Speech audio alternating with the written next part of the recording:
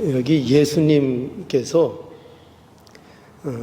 예루살렘을 향해서 여기 한탄하시는 그런 내용을 기록하고 있습니다. 여기 나타나 있는 전반적인 표현이나 정서가 예수님이 슬퍼하시는 그러한 모습을 잘 나타내고 있는 그런 내용입니다. 이 예루살렘은 어떤 곳인가 하면은 하나님의 성전이 있는 곳입니다. 그러니까 하나님의 임재가 있는 곳이죠. 그 대표적인 곳, 그것이 예루살렘이고, 이것은 하나님 앞에 예배하는 곳입니다. 그러니까 예루살렘의 이 상징적인 의미가 굉장히 깊은 거죠. 이스라엘의 중심이라고 말할 수 있습니다. 그런데 이제 예수님께서 이러한 예루살렘에 대하여 여기 표현대로 예루살렘아, 예루살렘아 이렇게 하시면서 마치 그 사람을 이렇게 부르는 것처럼 이렇게 부르시면서 굉장히 안타까워하시고 또 슬퍼하시는 그런 모습을 기록하고 있습니다. 우리가 이러한 예수님의 탄식, 이러한 예수님의 슬퍼하시는 말씀에 대하여 우리가 이렇게 귀를 기울여야 하는 이유는 무엇인가 하면 이러한 탄식은 특별한 것이기 때문입니다. 그러니까 우리가 일반적인 평범한 사람의 탄식이 아니라 일종의 경고이기 때문입니다. 그러니까 예수님이 누구십니까? 메시아, 우리의 구주. 또 예수님은 하나님이시죠. 그러니까 이것은 이 예수님의 예루살렘에 대한 이 깊은 탄식은 이게 소홀히 들어서는 안 되는 내용이죠. 예수님이 메시아이시며 또 그분이 곧 하나님이신 까닭이기 때문입니다. 그래서 이것은 일종의 메시아적 경고라고도 볼 수 있습니다. 경고.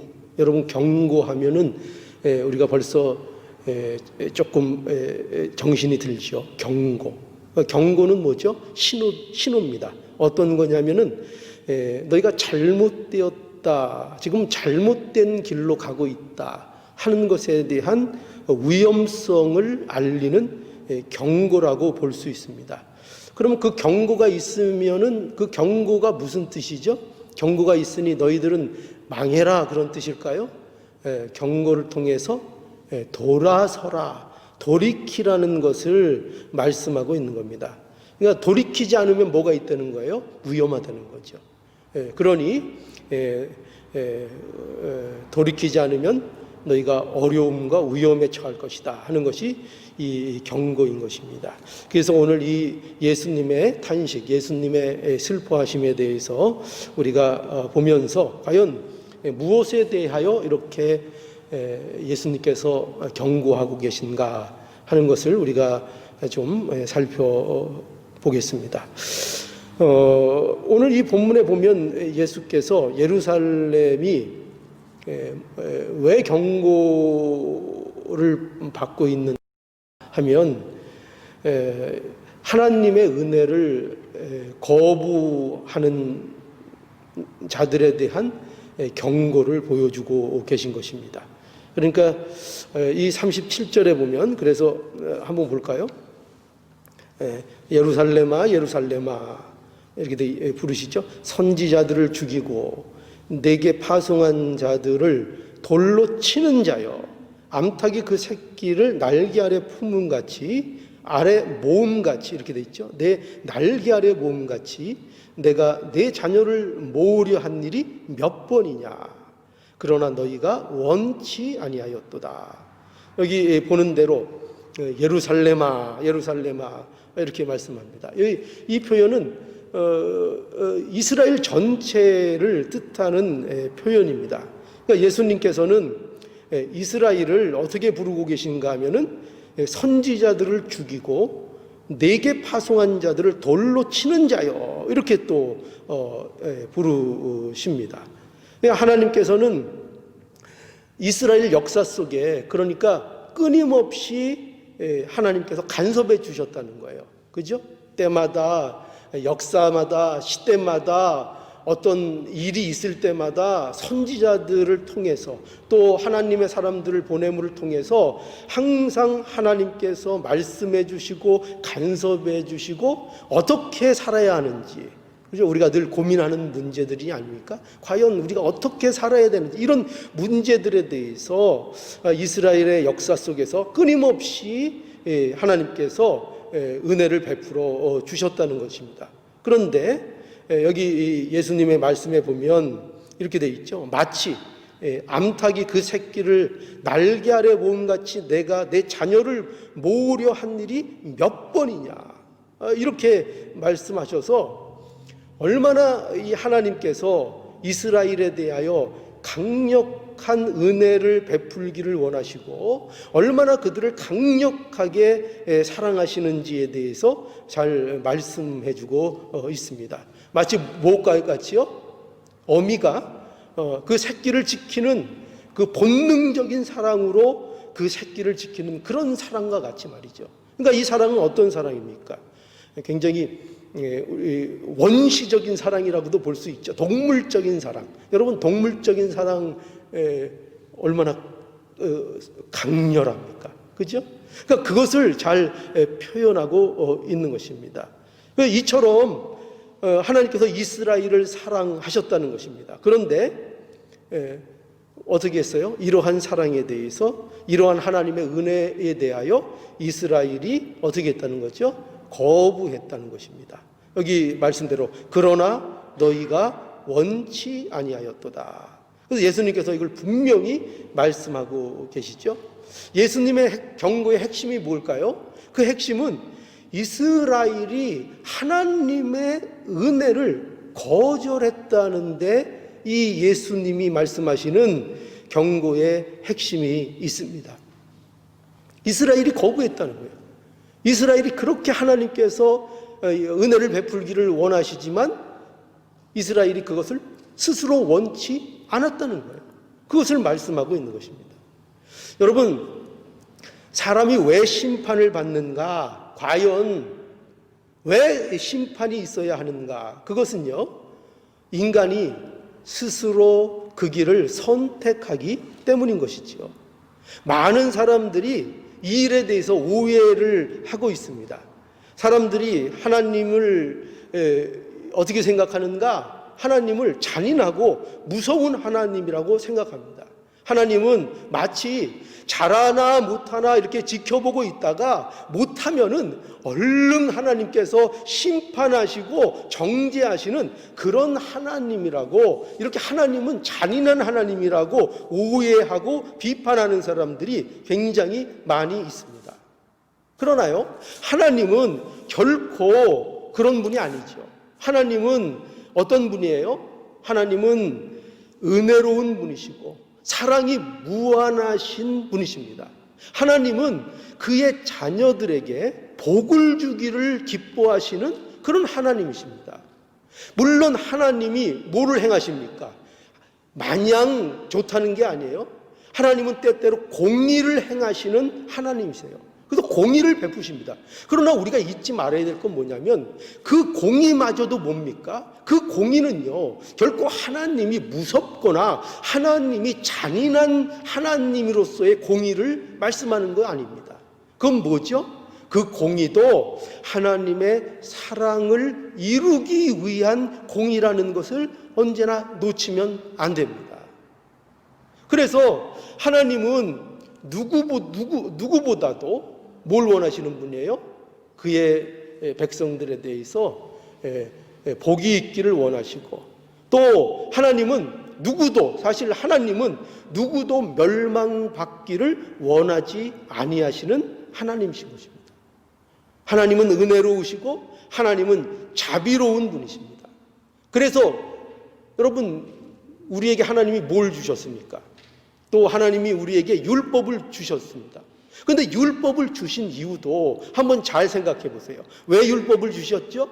율법의 목적이 뭡니까? 율법은요, 죄를 깨닫고 그 죄를 깨달음으로 인해서 누구를 바라보라는 거예요? 그리스도를 바라보도록 하기 위하여 율법을 주신 겁니다. 그렇죠? 그렇기 때문에 율법도 무엇 때문에 우리에게 주신 거예요? 하나님의 은혜를 알게 하시기 위해서, 하나님께서 우리에게 은혜를 주시는 우리의 삶 속에 은혜의 방편으로 주신 게 뭐예요? 그게 바로 율법인 것입니다. 그러니까 율법마저도 우리의 은혜를 알게 하기 위해서, 하나님의 은혜가 어떠한지를 알게 하기 위해서 우리에게 그 율법을 주셨다는 거예요. 그러니 하나님께서 우리에게 허락하신 모든, 어떻게 보면은 일들, 모든 사건들, 모든 것들은 그것을 통해서 하나님께서 우리에게 뭘 깨닫게 하시길 원하세요? 하나님이 얼마나 은혜로우신 분이신가, 얼마나 자비롭고 얼마나 그의 백성에게 복을 주기를 원하시는가, 이것을 깨닫게 하시기 위하여 우리들에게 모든 일들과 사건들과 또 모든 일들을 주신다는 것입니다. 그래서 여러분 보세요. 우리 인간에게 가장 필요한 게 뭐예요? 다른 게 아니에요. 우리에게 가장 필요한 건 이 세상 물질도 아니고 무슨 이 세상의 어떤 것들이 아니라 바로 뭡니까? 하나님의 은혜가 가장 필요한 거예요, 사람에게는. 그래서 하나님은 그걸 잘 아시죠. 인간에게 무엇이 가장 필요하냐? 하나님의 은혜라는 것을 잘 아시고 그 은혜를 주시기를 원하시는 것이 하나님이십니다. 그런데 그럼 이렇게 우리가 물을 수 있는 거죠. 근데 왜 심판이 있습니까? 근데 왜 심판이 있습니까? 그 이유가 뭐라고요? 그걸 분명히 알려는 거예요. 그 이유는 너희가 하나님의 은혜를 거절했기 때문이다 하는 것입니다. 거절했기 때문에. 하나님의 은혜를 거절하는 것은 이게 곧 뭡니까? 스스로 멸망을 선택하는 거예요. 그러므로 심판을 받는 이유가 뭐냐? 그것은 전적으로 누구에게 있다는 겁니까? 자신에게 있다는 것을 알아야 한다는 거예요. 여러분, 사람이 파멸의 길을 걸어가는 것은 결코 하나님의 능력이 부족해서가 아닌 거예요. 하나님께서 그 손이 짧아서 하나님이 구원하실 자를 못 구원하시는 것이 아니라 사람이 스스로 자기가 파멸의 길을 걸어간다는 거예요. 아무리 하나님이 은혜를 부어줘도 그 은혜를 거절하고 자기가 스스로 파멸의 길을 선택해서 그 파멸을 받게 된다는 거예요. 그 심판을 받게 된다는 거예요. 그들이 은혜를 거절하고 구원받기를 거절한다는 것입니다. 그래서 우리 그 시편 1편에도 보면 우리가 너무나 사랑하는 말씀이 있지 않습니까? 시편 1편 특별히 1절에 보면은 이렇게 시작하죠. 복 있는 자는, 우리가 얼마나 복 있기를 원합니까? 그런데 복 있는 자는, 그러면서 첫 번에 나오는 게 뭐냐면, 복 있는 자는 악인의 꾀를 쫓지 아니하고 죄인의 길에 서지 아니하며 오만한 자의 자리에 앉지 아니하며, 이것이 복 있는 자들의 모습인 거예요. 그런데 많은 사람들이 어떻게 합니까? 그런데 스스로 어떻게 해요? 자기들이 파멸의 길을 가는 거예요. 자기가 스스로 파멸의 길을 가면서 뭐를 해요? 하나님을 원망하고 하나님을 저주하고 하나님이 없다고 하고 하나님이 잔인한 분이라고 하고 하나님이 무서운 분이라고 자기들이 그렇게 원망하고 불평하는 거예요. 실제는 자기들이 어떻게 한다고요? 보세요. 복 있는 사람들은 분명히 어떻다고요? 악인의 꾀를 쫓지 아니하고 죄인의 길에 서지 아니하고 오만한 자의 자리에 앉지 아니한다는 거예요. 누가요? 복 있는 사람은요. 그런데 분명히 그렇게 말씀하는데 어떻게 한다고요? 그 길을 간다는 거예요. 그 길을. 악인의 길을 가고 파멸의 길을 스스로 걸어간다는 거죠. 그래서 기독교 신앙에 있어서 여러분 가장 중요한 것이 무언가 하면은 바로 이거예요. 다른 게 아니고 하나님의 은혜가 필요하다는 것을 아는 겁니다. 하나님의 은혜가 필요하군요. 우리가 죄인 된 것과 그래서 하나님의 은혜만이 우리가 살 길이군요. 그래서 하나님께서 베푸신 그 은혜가 바로 예수 그리스도이시군요. 이것을 아는 겁니다. 이것을 아는 게 뭐라고요? 이것이 신앙이고 이것이 기독교 신앙인 것입니다. 뭐가 제일 중요해요? 은혜를 아는 거. 다른 거 다 알아도 이 세상 모든 거 다 통달해도 뭘 모르면은 안 돼요? 은혜를 모르면 안 되는 거예요. 우리의 삶이 은혜로만 된다는 거, 우리의 신앙생활이 오직 은혜로만 유지할 수 있고 은혜로만 우리가 믿음의 길을 걸어갈 수 있다는 것, 이것을 모르면 안 된다는 거예요. 하나님의 은혜가 필요하군요. 하나님의 은혜가 필요하군요. 이것을 알아야 한다는 것입니다. 여러분, 그래서 오늘도 하나님께서 우리를 어떻게 하고 계십니까? 오늘도 하나님께서 우리를 그 날개 아래 우리를 모으고 계세요. 그때만 이스라엘에게만 하나님께서 선지자들을 보내시고 사람들을 보내고 의인들을 보내서 말씀을 주고 그 시대만 모으는 것이 아니라 오늘 이 순간에도, 바로 이 순간에도 하나님께서 뭘 하고 계세요? 하나님께서 그의 백성들을 그 하나님의 은혜의 날개 아래 모으고 계시다는 사실을 우리가 알아야 합니다. 지금도 계속 모으고 계신 거예요. 무엇으로 모으고 계십니까? 지금 말씀으로, 하나님의 말씀을 통해서 지금 하나님의 은혜의 날개 아래 우리를 모으고 계신 것입니다. 하나님께서 지금 은혜를 베풀고 계신 거예요. 우리에게 은혜를 베풀고 계신 현장에 우리가 있는 거예요. 그런데 우리가 이 은혜를 거절하면 안 됩니다. 이 은혜를 거절하는 마음을 갖고 있으면 안 됩니다. 그 은혜를 거절하는 자들에 대하여 오늘 뭐 하고 계신 거예요? 예수님께서 그 은혜를 거부하는 자들에 대한 경고를 하고 계신 거예요. 그렇죠? 예루살렘아, 예루살렘아, 내가 얼마나 몇 번이고 너희들을 암탉이 그 새끼를 날개 아래 모음같이 그렇게 모으려고 그렇게 애쓰고 은혜를 베풀고 하였느냐. 그러나 그렇게 몇 번이고 했지만 어떻게 했다고요? 너희가 그 은혜를 원하지 않았다. 그래서 그들에게 뭐가 있는 거예요? 그들의 화가 있다는 거예요. 그들에게 심판이 있다는 것입니다. 그러니 오늘도 우리가 마찬가지죠. 오늘도 하나님께서 우리를 말씀으로 모으고 계신 거예요. 지금 말씀으로 하나님의 은혜의 날개 아래 우리를 품고 계시는 거예요. 그런데 이것을 거절하는 자들, 하나님의 경고 있는 것입니다. 자, 그런데 이 경고가 경고로 끝나는 게 아닙니다. 경고로 끝나지 않고 이 하나님의 은혜를 거절하는 결과가 뭐예요? 황폐하는 거예요. 여러분, 황폐가 뭐죠? 사막처럼 돼버리는 겁니다. 먼지가 펄펄 날리는 거예요. 하나님을 믿는다고 하는데, 예수님을 믿는다고 하는데 그 마음에 은혜가 없고 그 마음에 촉촉함이 없고 그 마음에 뭐가 날려요? 먼지가 날리고 황폐한 마음이 되어버린다는 거예요.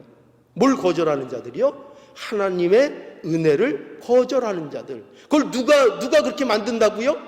자기 자신이 그렇게 자초한다는 거예요. 자, 그래서 예수님께서는 하나님의 은혜를 거절함으로 그 자초한 결과에 대해서 뭐라고 지금 말씀하시는가? 오늘 본문에 보면 너희 집이 황폐하여 버려진 집이 될 것이라 이렇게 말씀하고 계시죠. 38절 보세요. 38절. 보라, 너희 집이 황폐하여 버린 바 되리라. 이렇게 말씀합니다. 이 말씀은 우리 잘 아실 거예요. 이 말씀은 주 70년경에 그 예루살렘 성전이 로마의 침략으로 인해서 파괴될 것을 암시하는 그런 이제 말씀입니다. 그런데 또한 이 집이 황폐한다는 것은요, 성전뿐만 아니라 사실은 예루살렘의 황폐를 말하는 것이기도 하고요, 또 예루살렘뿐만 아니라 이스라엘 전체의 상태를 말하는 것이기도 하는 거예요. 어쨌든 어떤 의미로 보든지 중요한 건 이겁니다. 뭐냐면 핵심은 이거죠. 뭐예요? 하나님의 은혜가 없는 곳은 어떻게 된다는 거예요? 황폐한다. 그게 요점이에요. 하나님의 은혜가 없으면 황폐한 곳이 된다는 거죠. 그래서 우리가 이걸 알아야 됩니다. 이스라엘이 황폐한 것은 뭐가 없기 때문이에요? 하나님의 은혜가 없기 때문이었습니다. 이스라엘이 황폐해져서 하나님의 은혜가 없는 게 아니에요. 우리가 이 순서를 잘 알아야 돼요. 이스라엘이 별 볼 일 없고 이스라엘이 그런 하나님의 은혜를 받을 자격이 없어서 이스라엘이 황폐해서 하나님의 은혜가 없는 것이 아니고 하나님의 은혜가 없어서 황폐하게 되는 거예요. 이것을 우리가 명심해야 합니다. 여러분 보세요. 예루살렘 성전이 황폐되죠? 성전이 황폐하게 되는 것은 결코 성전을 무슨 꾸밀 것들이 없어서, 성전을 치장할 것들이 없어서 성전이 황폐해지는 게 아니에요. 성전에 무슨 돈이 없어서, 성전에 무슨 물질이 없어서, 사람이 없어서, 그 성전에 무슨 제사장이 없어서 그래서 성전이 황폐하게 되는 게 아니에요. 성전이 왜 황폐하게 되느냐? 그곳에 뭐가 없다고요? 하나님의 은혜가 없어서, 하나님이 그곳에 계시지 않아서 그 성전이 황폐하게 되는 거죠. 성전이 황폐하게 되는 것은 무슨 로마 때문에 황폐화되는 게 아니에요.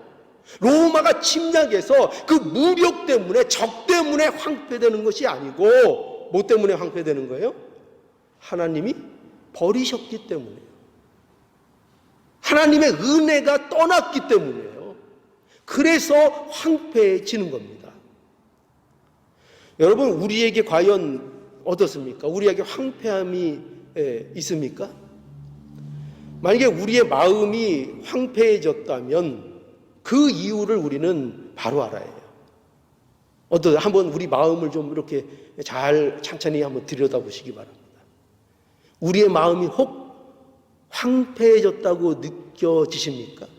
만약에 그렇게 느껴진다면 그것은 이유가 뭐라고요? 이유를 바로 알아야죠. 뭐예요? 하나님의 은혜를 우리가 잊고 살든지, 하나님의 은혜를 잊어버렸든지, 하나님의 은혜가 우리 안에 역사하지 않기 때문입니다. 하나님의 은혜가 없는 것이 바로 뭐예요? 그게 바로 황폐한 거예요.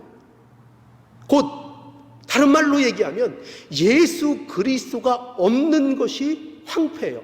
우리는 황폐, 세상에 마음에 정서가 메마르고 돈이 없고 풍족하지 못하고 기름진 것을 못 먹고 그런 게 황폐가 아니고, 성경에서 우리에게 염려하시는 황폐함은 뭐냐? 그 마음에 누가 없어요? 그리스도가 없는 거예요. 그렇게 신앙생활 열심히 하고, 그렇게 주의를 열심히 지키고, 그렇게 11조 열심히 하고, 모든 종교적인 거 열심히 하는데 그 안에 뭐가 없어요? 은혜가 없어요. 예수님이 없어요. 예수님의 은혜가 없어요. 그것을 뭐라고 한다고요?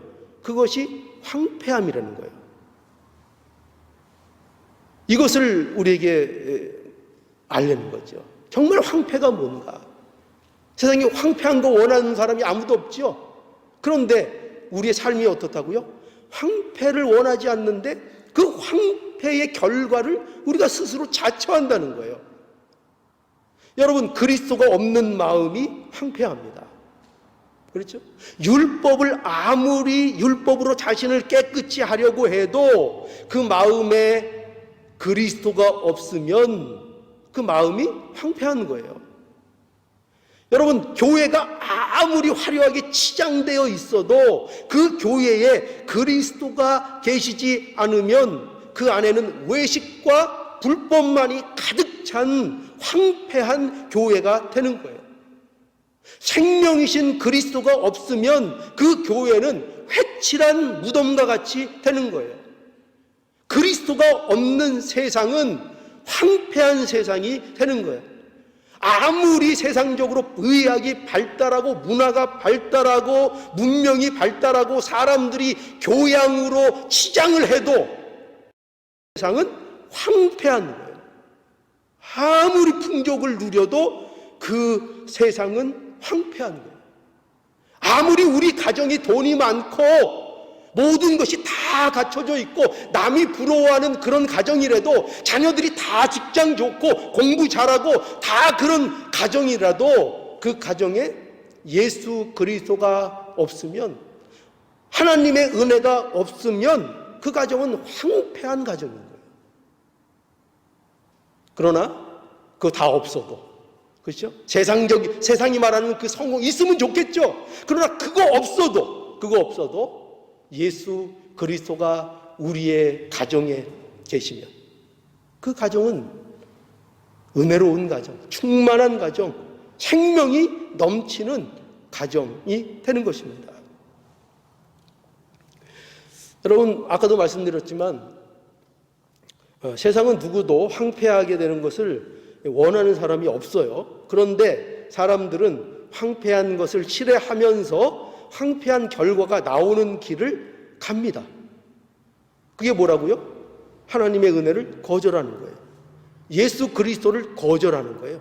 이것이 바로 황폐하는 근본적인 이유입니다.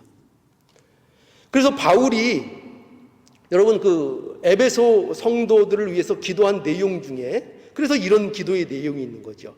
에베소서 3장 17절에 보니까 이렇게 바울이 에베소 성도들을 위해서 기도했습니다.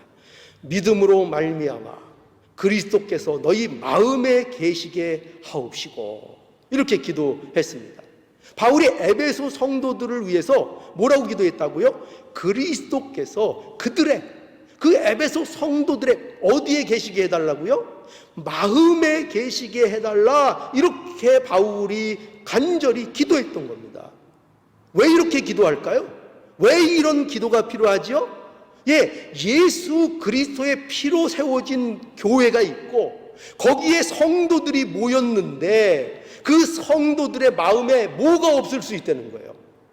예수님이 없는 마음이 될 수 있다는 거예요. 예수님을 그 마음에 두지 않고 그저 성도라는 이름으로 교회로 모여서 생활하고 예배하고 하면서도 뭐를 잊을 수 있다는 거예요?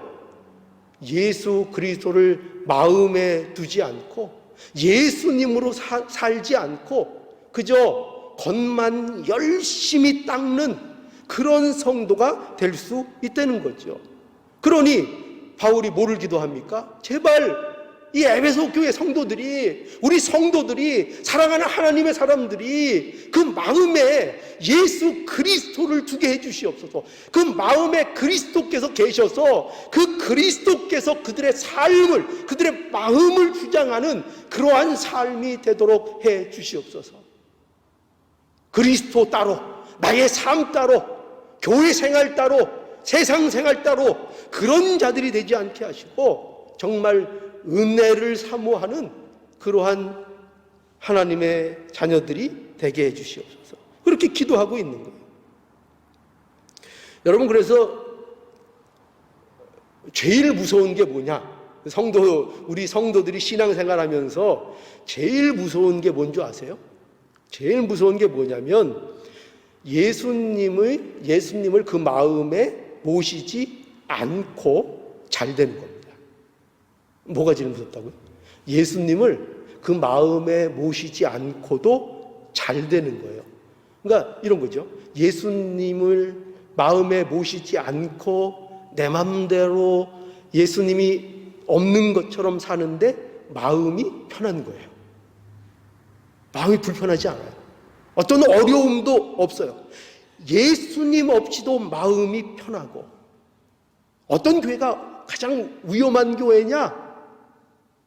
예수님 없는데도 성공하는 거예요. 예수님 없는데도 번성하고 부흥하는 거예요. 이것처럼 저주가 없어요. 여러분, 예수님이 교회에 없으면 그 교회는 어떻게 해야 됩니까? 그 교회는 문 닫아야 되는 거예요. 망해야 되는 거예요. 무슨 뜻인지 아시겠어요? 정말 내 마음에 정말 예수님이 없으면 그 예수님이 없음으로 해서 헛되게 혼나야 되는 거예요. 예수님이 마음에 없는데 잘 되고 마음이 편한 거는 그것처럼 저주가 없어요. 마음에 예수님이 없을 때는 뭐가 복이에요? 뭐 사고라도 좀 나고, 응? 무섭습니까? 그죠? 그래서 하나 예수님 없는 삶에 대한 경각심을 갖게 되는 이것이 바로 복인 거예요. 그죠? 예수 없이 사는데도 만사가 오케이고 아무 문제가 없다. 이것처럼 문제인 것이 없는 거예요.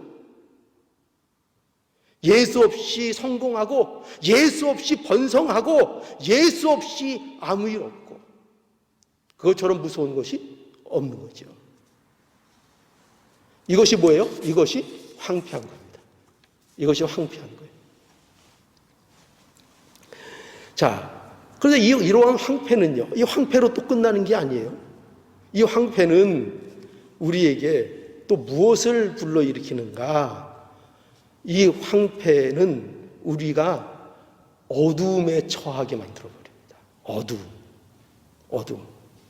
그래서 이스라엘이 지금 황폐에서 버림받았지요. 그래서 이제 예수님께서 그들이 어떻게 된다고 말씀하시는가? 이제 어두움에 살게 될 것이다. 어두움에 살게 될 것이다. 이렇게 말씀하세요. 자, 39절을 보니까 보세요. 39절에 내가 너희에게 이르노니 이제부터 너희는 찬송하리로다. 주의 이름으로 오시는 이여 할 때까지 나를 보지 못하리라 하시니라. 예, 이 말씀을 좀 우리가 주의 있게 봐야 됩니다. 39절 다시요. 내가 너희에게 이르노니 이제부터 너희는 찬송하리로다. 주의 이름으로 오시는 이여 할 때까지 나를 어떻게 한다고요? 보지 못하리라. 네. 이 말씀은 좀 우리가 좀 설명이 필요한데요. 여기 찬송하리로다. 주의 이름으로 오시는 이여. 이 말씀은 예수께서 그 예루살렘에 입성하실 때 그 무리들이 이제 예수님께 외친 그 표현입니다. 그런데 이것은 시편 118편 26절의 말씀을 인용한 말씀인데요. 이것은 바로 그리스도를 맞는 환영의 표현으로 쓰이는 그런 이제 말씀입니다. 그런데 오늘 본문에서는 예수님께서 이 표현을 어디에다가 쓰고 계신가 하면 예수님의 재림의 때에 일어날 일로 이 말씀을 하고 계신 거예요. 그러니까 주님의 재림 때에 모든 자들이 결국 누구를 보게 된다는 거예요? 예수님을 보게 된다는 거죠. 그렇죠? 모든 자들이 그때의 예수님을 보게 된다는 거예요. 그래서 어떻게 한다고요? 찬송하리로다. 주의 이름으로 오시는 이여 할 날이 이제 온다는 거죠. 그것이 바로 예수님의 재림의 때예요. 자, 그런데 그렇게 하면 생각해 보세요. 그러면 재림의 때까지 나를 보지 못한다 하면은 어떤 뜻이 됩니까? 거기에는 무엇이 암시되어 있죠? 그러면 그때까지 예수님을 보지 못한다는 거예요. 예수님께서 다시 오시는 그날까지는 너희는 예수님을 보지 못할 것이다. 이렇게 말씀하고 있는 거죠. 그러니까 이것이 우리에게 뭘 얘기하는가? 바로 이것을 얘기합니다. 이것은 예수님의 재림의 날까지 예수님을 보지 못한다는 것이고, 예수님을 보지 못한다는 것은 그들이 어두움의 삶을 살게 된다는 거예요. 어두움에 처해버린다는 거예요. 보지 못하는 삶. 진정한 어둠이 뭐냐? 어두움은 예수님을 보지 못하는 게 어두움이에요. 영적인 무지가 어둠이에요. 우리가 앞을 못 보고 껌껌하고 불을 꺼서 어두운 그 어둠을 얘기하는 게 아니에요. 그 어둠이 아니라 예수님을 모르는, 예수님을 보지 못하는, 예수님이 함께하지 못하는 그런 삶을 너희가 살게 될 것이다 하는 것입니다. 얼마나 무서운 경고입니까? 얼마나 무서운 경고예요. 그러니 여러분, 이 경고를 들어야 합니다. 이러한 경고가 근데 왜 주어지는가? 왜 이렇게 이 심각한 경고를 하시는가? 그러니 희망이 없다는 얘기가 아니에요. 예수님은 그 말씀을 하시려는 게 아니에요. 너희들 이렇게 하니 이렇게 희망이 없다, 이 말씀을 하시는 것이 아니라 지금 그러니 뭐 하라는 거예요. 지금 너희가 지금 그대로는, 지금 이대로는 하나님의 은혜를 거절하는 이 상태로는 너희가 이게 어두움의 삶을 살 수밖에 없고, 그러면 너희 그 마지막 날에 예수님의 재림에서 하나님의 심판, 예수님의 심판대 앞에 서는 것밖에는 너희에게 남는 것이 없다. 그러니 어떻게 하라는 거예요? 그러니 뭐 어떻게 하라는 거죠? 그러니 지금 뭐 하라는 거예요? 회개하라. 그러니 지금 회개하라. 이거예요. 그러니 지금 회개하라. 여러분 마음속에 회개할 거 있으신가요? 그러니 회개하라. 큰 회개가 뭐죠? 이스라엘 백성들이 회개해야 될 게 뭐죠? 돌이켜야 될 게 뭐죠? 하나님의 은혜를 거부한 거예요. 하나님의 은혜를 거부한 거. 그러면서도 하나님을 잘 믿는다고 그러면서 뻔뻔스럽게 사는 거, 그거 회개하라. 회개하라. 회개해야 된다. 지금 그때다 하는 거예요. 그 기회를 주신다 하는 거예요. 하나님께서 은혜를 베푸실 때에 그 은혜를 받으라 하는 것입니다. 지금 회개할 때라 하는 것입니다. 여러분, 우리가 오해하고 있는 것이 또 있죠. 자꾸 이제 오해하고 있다는 말씀을 자주 드리는데, 우리가 오해하고 늘 잊고 있는 게 뭐냐면, 우리는 내일이 나의 것인 줄 아는 거예요. 내일이 오늘이 며칠입니까? 오늘 며칠이죠? 25일. 내일이 26일입니다. 그 달력에 26일이 있는데 그 26일이 내 건 줄 안 되는 거예요. 당연히 26일이 올 줄 안 되는 거예요. 내일은 내 겁니까 아닙니까? 내 게 아니에요. 내일 내가 어떻게 될지는 아무도 모르는 거예요. 그러니 오늘이 나에게 주신 마지막 기회인 겁니다. 오늘이. 우리가 이걸 늘 명심해야 해요. 내일이 나의 것이라는 착각 속에 있다가 내일을 맞지 못할 수 있습니다.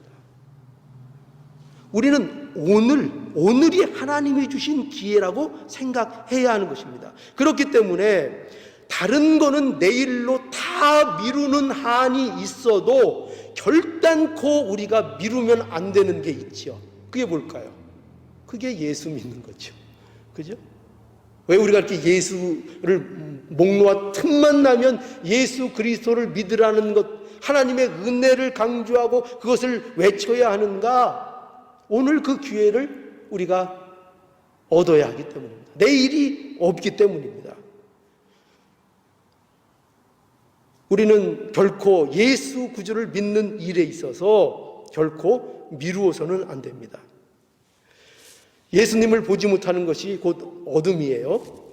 예수님을 보지 못하는 그 마음이 어두워지는 것이고, 그러면 그 인생이 어두워지는 것이고, 그 미래가 어두움인 것입니다. 하나님이 기회를 주실 때 회개하지 않으면 어둠의 삶을 살다가 마지막 날에 심판의 주님을 보게 될 것입니다.